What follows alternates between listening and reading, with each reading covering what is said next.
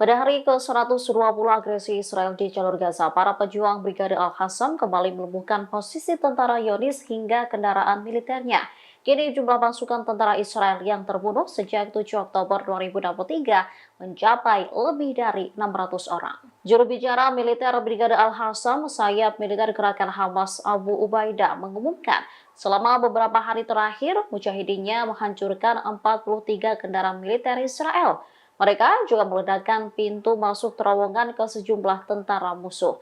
Perlawanan Palestina juga menyerang tentara Israel yang berada di dalam rumah di sekitar barat daya kota Gaza. Dikutip dari Al-Mayadin, serangan itu menyebabkan tentara Israel terbunuh maupun terluka. Bentrok sengit dari jarak dekat antara sayap militer Hamas dan tentara Zionis juga pecah. Akibatnya, 15 tentara Israel terbunuh dari jarak nol. Selain tentara, 3 tank Merkava juga diledakkan dengan peluru Al-Yasin 105 di daerah Al-Sina. Kini jumlah tentara yang tewas di antara pasukan Israel telah mencapai 652 orang, termasuk sekitar 225 perwira dan tentara yang tewas sejak dimulainya serangan darat ke jalur Gaza.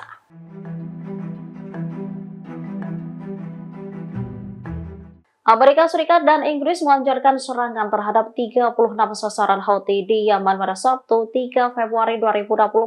Hamas lantas memberikan kecaman keras atas serangan itu. Pada Minggu 4 Februari, Hamas mengutuk gelombang serangan Amerika Serikat dan Inggris di Yaman. Dikutip dari Al Arabiya, mereka memperingatkan bahwa serangan tersebut akan membawa kekacauan lebih lanjut di Timur Tengah. Lebih lanjut, pemboman yang dilakukan milisi Houthi menargetkan serangan terang-terangan terhadap kedaulatan negara Arab. Diketahui Amerika dan Inggris melancarkan serangan terhadap 36 sasaran Houthi. Serangan tersebut menghantam fasilitas penyimpanan senjata, sistem rudal, peluncur, dan kemampuan lain yang digunakan Houthi untuk menyerang kapal-kapal di Laut Merah. Menteri Pertahanan Amerika Serikat Austin memberikan respon atas operasi gabungan itu. Ia menegaskan serangan tersebut merupakan pesan kepada Houthi bahwa militer itu akan menanggung konsekuensi lebih lanjut. Sementara juru bicara militer Houthi, Yahya Sarya mengatakan serangan Amerika Serikat tidak akan terjadi tanpa tanggapan dan konsekuensi.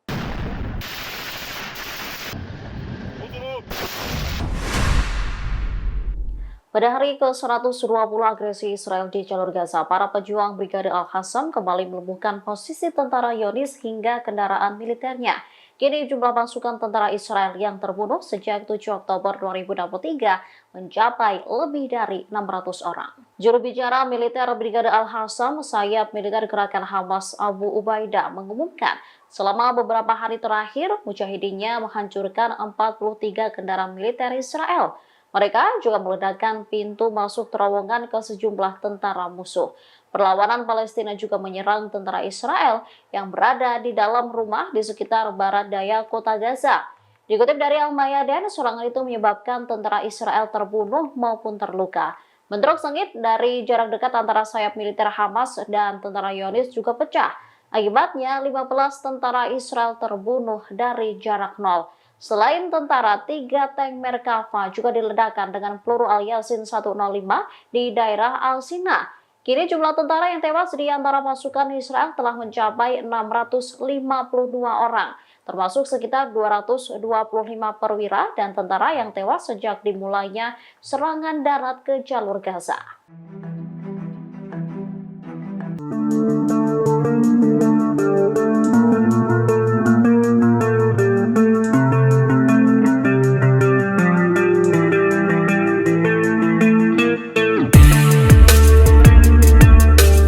Kementerian Luar Negeri Rusia disebut akan memanggil Duta Besar Israel Simona Halperin.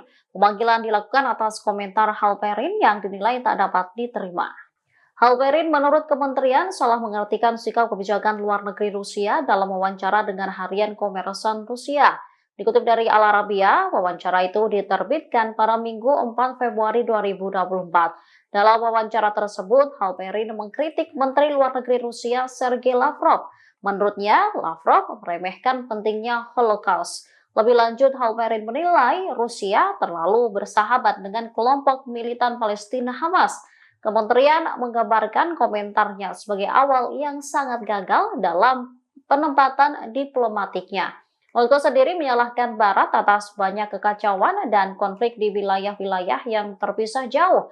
Sergei Lavrov mengatakan pecahnya konflik di Timur Tengah adalah akibat dari kegagalan kebijakan luar negeri Amerika Serikat yang sudah berlangsung lama dan menyuruhkan pembentukan negara Palestina. Sementara Rusia secara terang-terangan mengakui terkoneksi dengan Hamas di tengah perang Gaza. Informasi ini disampaikan oleh Wakil Menteri Luar Negeri Rusia, Mikhail Bogdanov. Ia mengaku telah berhubungan dengan pemimpin politik Hamas. Adapun komunikasi itu terkait permasalahan sandera yang ditahan di Gaza.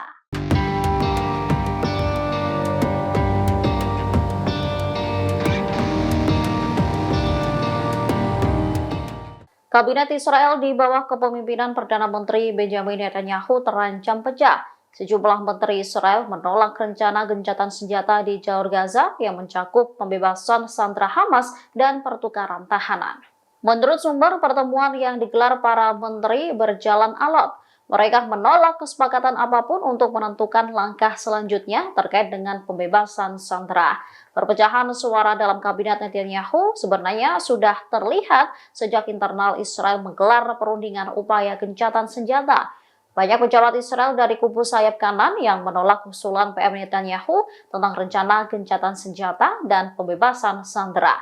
Adapun usulan tersebut mencakup gencatan senjata 45 hari dan pembebasan 35 sandera Israel yang dibarter dengan 4.000 tahanan Palestina. Namun usulan tersebut ditolak karena usulan tersebut dinilai hanya akan merugikan Israel.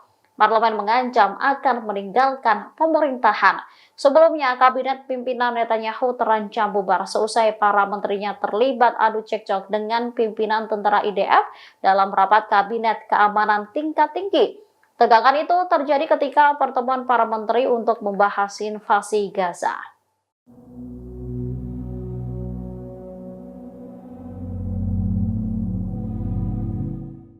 Italia terancam menjadi target serangan baru kelompok perlawanan Yaman Houthi. Houthi menegaskan akan menyerang Italia apabila negara itu terlibat dalam koalisi Amerika Serikat dan Inggris untuk menyerang Yaman. Peringatan ini disampaikan oleh Muhammad Ali Al-Houthi, Ketua Komite Revolusioner Tertinggi Houthi, dalam sebuah wawancara pada Senin 5 Februari 2024. Ali meminta agar Italia netral dalam konflik Israel-Hamas. Selain itu, memberikan tekanan pada Israel untuk menghentikan serangan terhadap Gaza. Diketahui belum lama ini Italia menunjuk Laksamana untuk memimpin misi Angkatan Laut Uni Eropa di Laut Merah. Dikutip dari tribunnews.com, tujuannya untuk melindungi kapal dari serangan milisi Houthi Yaman. Josep Borrell, Kepala Kebijakan Luar Negeri Uni Eropa, menegaskan Italia tak akan mengambil bagian dalam serangan terhadap Houthi. Houthi sendiri saat ini terlibat serangan langsung dengan Amerika Serikat dan Inggris di Laut Merah. Akhir pekan lalu, Amerika Serikat dan Inggris menggempur puluhan sasaran di Yaman. Tindakan itu mendapat kecaman dari Hamas. Mereka memperingatkan bahwa serangan tersebut akan membawa kekacauan lebih lanjut di Timur Tengah. Download Tribun X sekarang, menghadirkan lokal menjadi Indonesia.